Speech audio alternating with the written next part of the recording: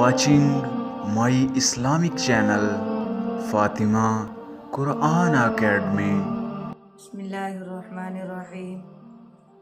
جمع کے لیے سب سے عمدہ صورت یہ ہے کہ مرد عورت کے اوپر ہو اور ملاعبت اور بوسہ بازی کے بعد عورت کو چت لٹا کر اس سے جمع کرے.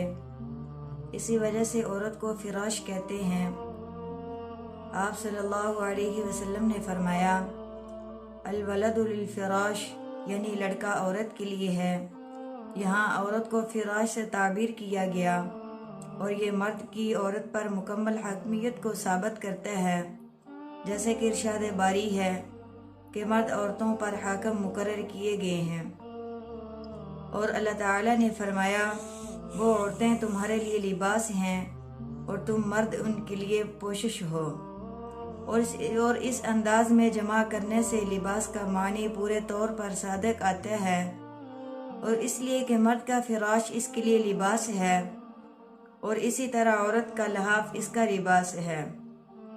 غرض جمع کا یہ عمدہ انداز اسی عہد سے ماخوذ ہے، اور یہی انداز شوہر و بیوی میں سے ہر ایک کا دوسرے کے لیے لباس ہونے کا استعارہ بہتر طور پر کام دیتا ہے.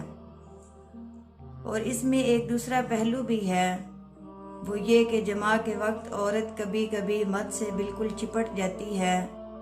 اسی طرح عورت مرد کے لیے ایک لباس کی طرح بن جاتی ہے. جمع کا بدترین صورت یہ ہے کہ عورت مرد کے اوپر ہو اور مرد پشت کے رخ سے عورت سے جمع کرے. یہ طبی شکل کے بالکل مخالف ہے جس انداز پر اللہ تعالیٰ نے مرد و عورت کو پیدا فرمایا ہے، بلکہ یوں کہیں کہ نر اور مادہ کو پیدا کیا. اس میں بہت سی خرابیاں ہیں.